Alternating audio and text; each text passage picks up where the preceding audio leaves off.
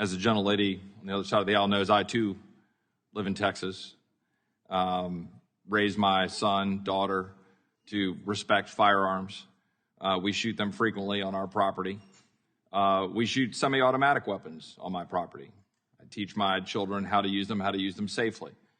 I teach them what they're used for, why we have the ability to have firearms. And yes, we use it for hunting. My son shot his first deer. Would the gentleman yield for a question? Briefly.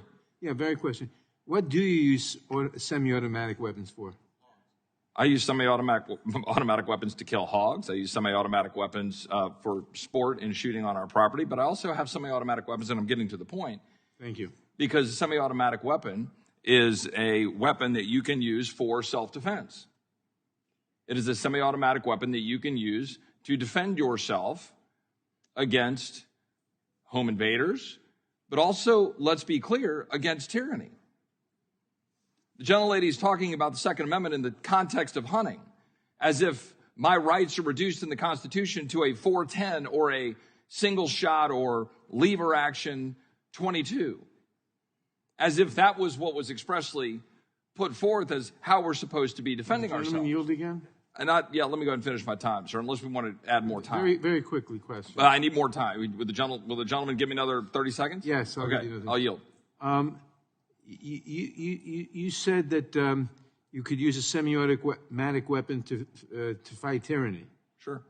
You mean you'd use it against American troops? The very existence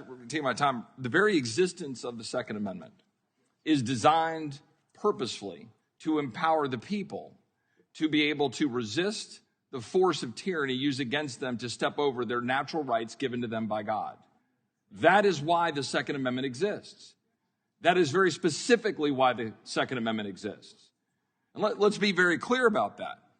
Let's rewind the clock a little bit, as I know at least several justices have written in Supreme Court opinions, but about what life looked like in the 19th century and what the government was doing to remove the ability of either slave owners or, importantly, freed blacks, or importantly, whites who even stood up in defense of blacks or against slavery, and the efforts by the South and the efforts by the strong arm of government to remove their ability to have firearms.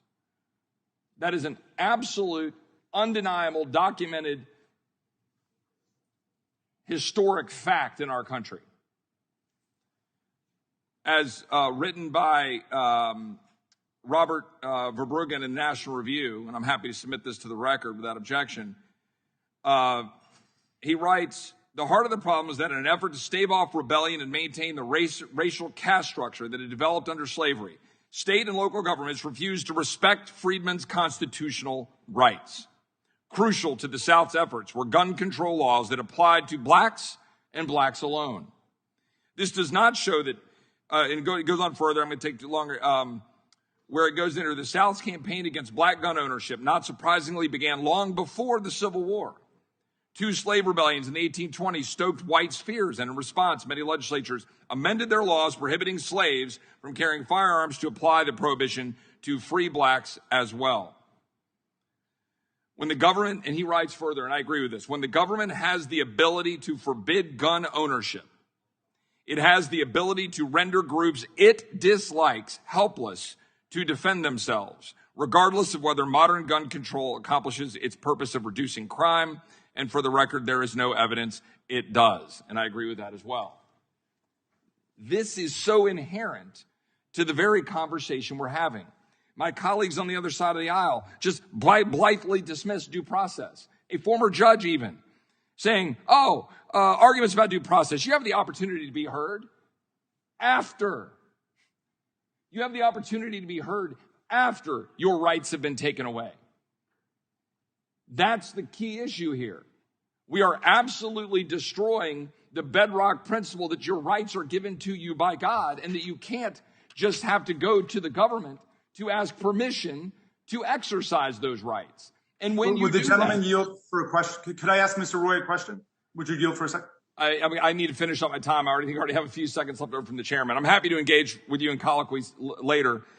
And I would point out that my colleague from Maryland again, just sort of rolled over the fact that it was very expressed in the Supreme Court's ruling that the Second Amendment protects an individual right to possess a firearm unconnected with service in a militia. My colleagues like to continually try to connect that to militia service, but we all know that what a militia looked like in 1775 and 1776. I appreciate that the chairman gave me a little extra time in light of our exchange and questioning. I yield back.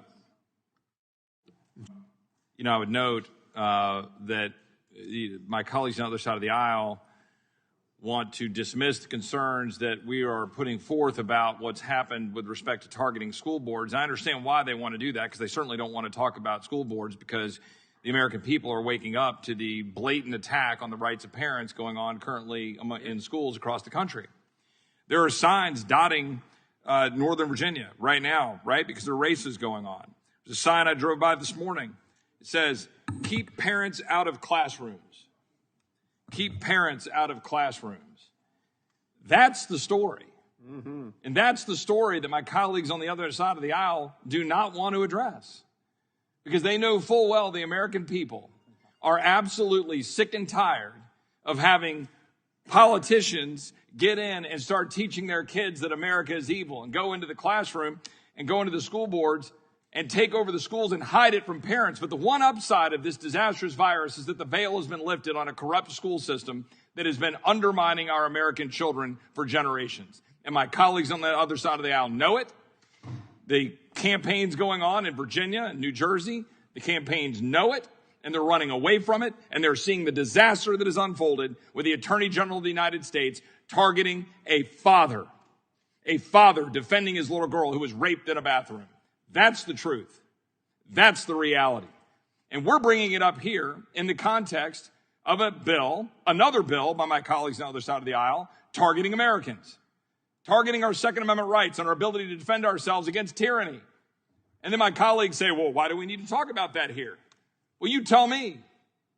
You tell me whether I should trust the Department of Justice not to go after Scott Smith and to go after Scott Smith and take away any firearms he might have. Yeah, good point. You tell me whether Scott Smith wouldn't be Exhibit A of the kind of citizen in this country who would be targeted by an attorney general that's now got his U.S. Attorney's Office putting out 13 crimes to go after parents and to go after and target people in school boards when Mr. Smith was bloodied and arrested in a school board meeting for simply going forward and trying to defend his daughter after the very school board in question lied, and covered up a rape of his daughter on May 28th in a bathroom in a high school when she's in the 9th grade in Loudoun County, Virginia. They covered it up, they hid it, and then what happened just a few weeks ago at Broad Run High School, just a few miles down the road, but another young girl was assaulted by the same boy. That's what occurred. But my colleagues on the other side of the aisle don't want to talk about that. What they want to talk about is using the power of government.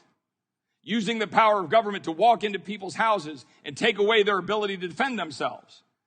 And they want to hide behind, we're going to provide due process. But don't mind the fact that that due process occurs, supposed due process, fake due process, that occurs after their rights have been stripped away.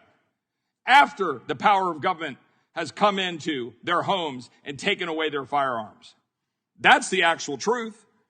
I listen to my colleagues on the other side of the aisle talking about, we have a right to be free from fear.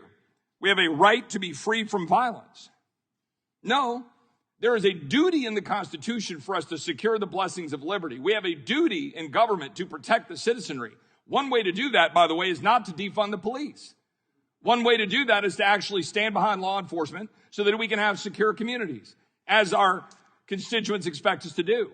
One way to do that is to ensure that the citizens are in fact able to arm themselves and defend themselves when government abandons them. Abandons them just as they are right now on the southern border of the United States, where cartels have operational control of our border, where people are pouring into Texas. Fentanyl is pouring into Texas. Danger on our streets. People dying from fentanyl overdoses. And then we have people dying across this country because we have gangs and violence increasing and murder rates skyrocketing. Why? What would the correlation be? Is it because we need to have some sort of red flag law to go after an American citizen's rights to defend themselves?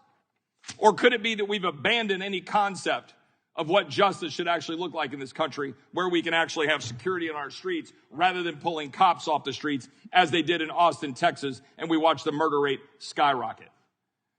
There is a correlation here. We are talking about rights, and we know full well that the same people that would go after our gun rights would target Scott Smith because he dared to speak up at a school board in Loudoun County, Virginia.